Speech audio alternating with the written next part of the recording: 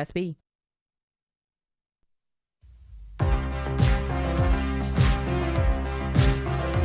You know what that song means, my friends? On the Shelley Winter Show, when you hear that song, you know it can be one thing and one thing only. It means the appearance of my dear friend and sister. She's a Democrat. Her name is Carolyn Bordeaux. She's a former congresswoman out of Gwinnett County, and she is my friend. And I had to get a Democrat response to the State of the Union, and that's why she's here. How are you, my sister?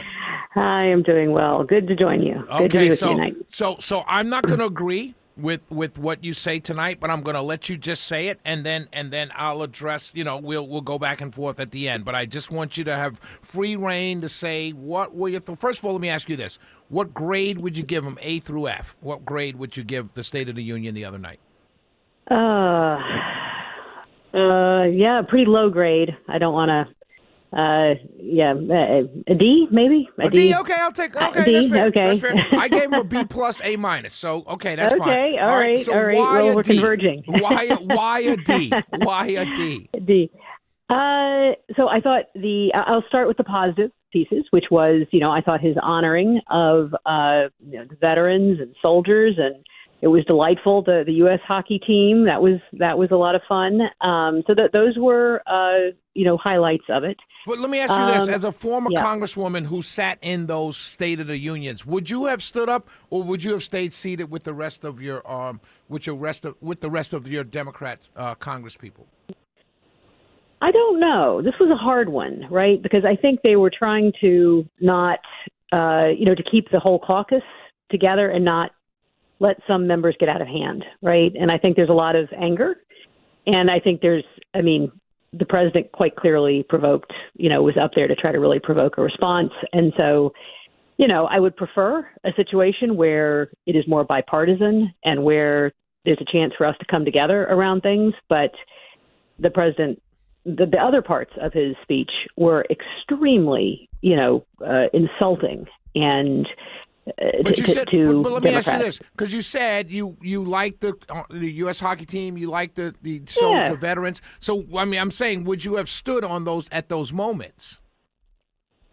As an individual? Yes. Potentially as an individual, yes. Okay. Go ahead. I said I would let you talk. You're there as, to some degree, right? When you go into those things, you're there as part of a caucus and what I found the rest of the speech to be was, first of all, first part was Biden-esque, okay? So he threw his predecessor under the bus, or tried to, and then tried to convince people that the economy was okay, even though people don't really feel that way right now. And Biden tried that. It did not work well, right? He tried that over and over again. Look at the statistics. Look at the numbers. Look at all this stuff. And everybody was like, look at the cost of wings. Right. And that's going to be his problem with the whole slew of all the economic pieces that he started out with. Then he went into the really ugly stuff. And what do you mean by ugly? Now give me an example. What do you mean by ugly? The immigration pieces. Now, why? Right? Now, but why do you say that's ugly? Is it because he singled out certain groups, or because most people believe that illegal immigration should be stopped and corrected? So why do you describe it as ugly? Yeah. Because the people he has put on the streets, who are masked, who are entering homes without warrants. Okay, the implementation. Shot and killed 2 Americans. Did he address that? No, he did not. And then he further, when he, turned to the Democrats, who are correctly upset about this. And then he did his little stunt that I know you liked. Where he was like, absolutely the military, the government is supposed to protect American citizens, not illegal people coming into this country, stand up if you agree with me. Well, everybody agrees with that, of course. But what's happening is the government is killing American citizens. You're in that moment, right? You're in that moment where you have to decide. You endorse. He's in essence asking you to endorse what he is doing with ICE. And it is not endorsable and is not defensible. So that kind of stuff. Then one more thing. Right? Then he goes, these people are just crazy. They're crazy. All that stuff. That was hilarious. I'm sorry. I understand that. Go ahead. Go ahead. I'm sorry. But he is, he's got this little.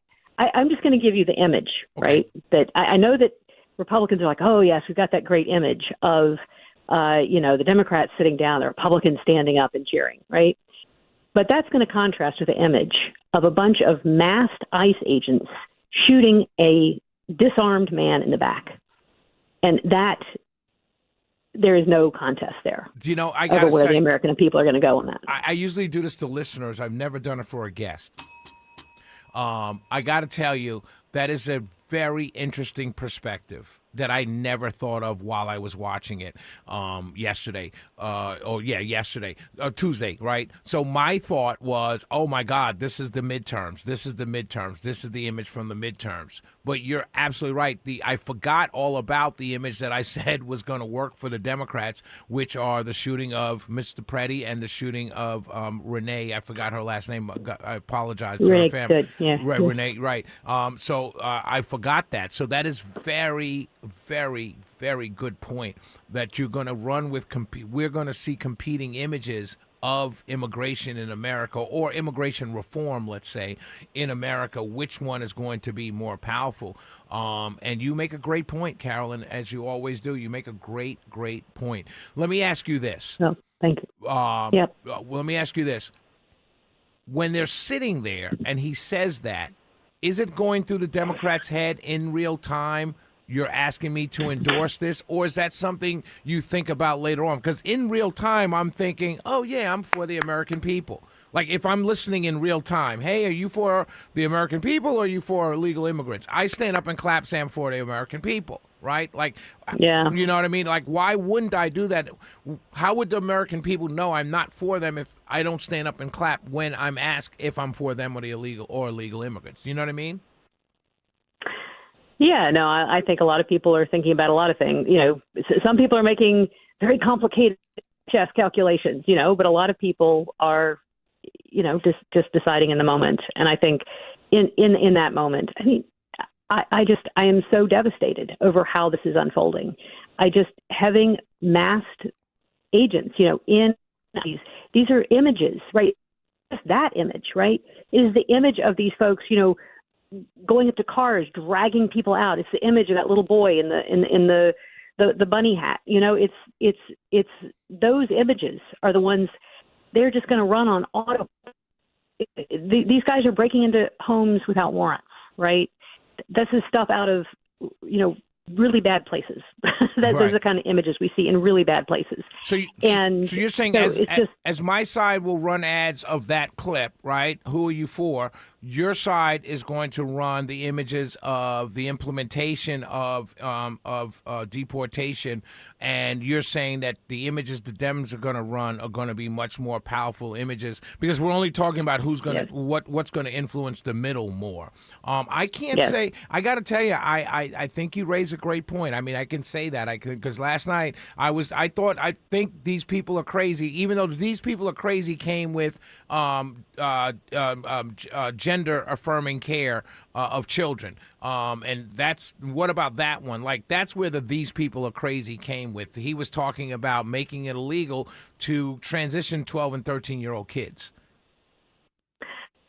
My understanding of that clip was it came when he was talking about the I thought it was around the immigration stuff. And what happened was Ilhan Omar lost her temper, right, and started yelling at him. So what was the clip when he was talking about? I thought it was when he was talking about Jim. Well, you're probably closer to the truth than me. She did lose her temper, which was not appropriate. Right. I will say, not appropriate. And so he was like, "Oh, these people are crazy," and it kind of came in the wake of that the kind of immigration stunt, and and then he also raised the whole, that it was Somalis who were stealing from people. And see, I thought that's when she yelled at him. I think she did again then. Okay. And I think the challenge there is, how does this president defend himself to say that, there's all this corruption he's going to weed out when he himself is receiving sorts of quote unquote, donations to his cryptocurrency, Trump $, whatever that is. He's receiving bribes and he's here, concerned about people, So here's the stealing thing. money, but he himself is taking bribes. And I would tell you, to the average independent, I will tell you this: the average independent, and I'm not agreeing with this, right? I'm just telling you what the average independent, because we're not talking about Democrats, we're not talking about Republicans here. The average independent sees if a donor wants to donate to the president, that's their money they're giving to the president. They don't see the robbing of taxpayer dollars and the grift and theft of tax, because the average independent sees that as their money. So you're robbing from me now. If the president wants, if the president's taking a bribe, let the DOJ and let the next guy that's coming into office handle that. It's a bribe, it's graft, whatever you want to call it.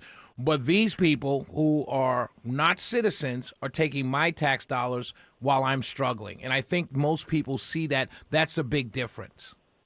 Well, there is lots of very close dealing too, right? So he's taking money, dealing, and then getting, he's getting this, big promotion for the Melania movie. He's doing all these things, and all of a sudden, these big corporations, there's an oversight that they might get from, the Federal Trade Commission. I totally get that, and I agree. But I don't think most people in this country will make that leap as being worse than someone coming over here from another country and then raping the taxpayers to the tune of billions of dollars. I think Democrats make a mistake if they seem to be excusing one graft, right? Nobody's excusing it. Right. Well, nobody's excusing either of them. Right. But if someone appears to be defending one and attacking the other, I think the Democrats will fall on the wrong side if they're seen to be defending the grift and taxpayer dollars being stolen over the president and his self-dealing. Because I think most independents will see that everybody does that, and it's not my money, so I can excuse it. That's just my feeling.